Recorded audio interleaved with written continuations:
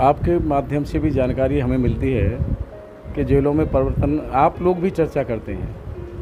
यहाँ आज मैं एक महाराजा दक्ष प्रजापति जी की जयंती के कार्यक्रम में मेरा आना हुआ था और जब हमारे जेल के अधीक्षक जी ने हमसे कहा कि यहाँ एक सिलाई केंद्र का भी उद्घाटन होना है तो मन बना लिया कि चलिए इस बहाने जेल में जाना होगा, बंदियों के साथ भेंट वार्ता भी हो जाएगी।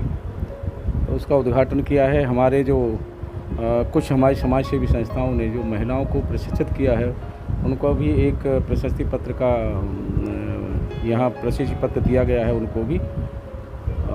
ऐसे ये एक छोटा सा कार्यक्रम जेल में था, इसी के तहत यहाँ आना हुआ है और अच्छा हुआ है कि कैदियों के साथ एक सकारात्मक चर्चा भी हो गई है। मुजफ्फरनगर की जेल कहीं ना कहीं सर अपने सुधार कार्यों में प्रकाश में आई है। लगभग 1 वर्ष के भीतर कुछ ना कुछ तो बदलाव हुआ सर, आप लोगों ने किस तरह देखा? हम तो बदलाव के लिए हैं ही, और आप अलग अगर ये बता रहे हैं कि बदलाव है तो मेरे लिए तो अच्छी बात है।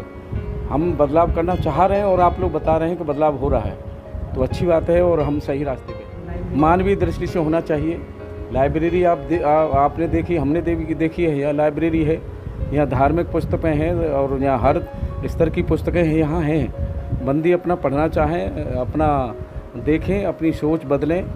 और जब बंदियों से मेरी वार्ता हुई है तो हमने भी उनसे कहा है कि आप अपना व्यवहार बदलिए अच्छे से। आपके माँ बाप का बाहर जा कर के यहाँ एक बेहतर इंसान बन कर के बाहर जाइए और अपने माँ बाप का रोशन करिए। आपकी वजह से जो माँ बाप को अपमानित होना पड़ा है उसे बाहर जा कर के कोशिश करिए कि वो अपमान सम्मानजनक हो, आगे हमारा व्यवहार ऐसा हो।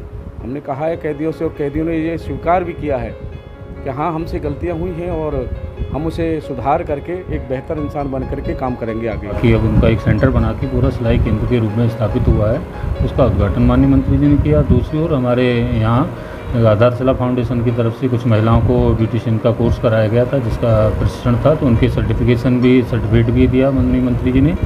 और एक हम लोगों ने योग मित्र की संकल्पना की है जिसमें बहुत सारे बंदी हैं जो योग के ट्रेनर के रूप में यहाँ प्रशिक्षित हुए हैं। उनको ऐसा प्रमाण पत्र भी विभिन्न संस्थाओं ने जिन्होंने प्रशिक्षण दिया था, पतंजलि योग पीठ, अष्टांगिक योग पीठ और आर्ट ऑफ लिविंग के द्वारा ये प्रशिक्षण कराए गए थे।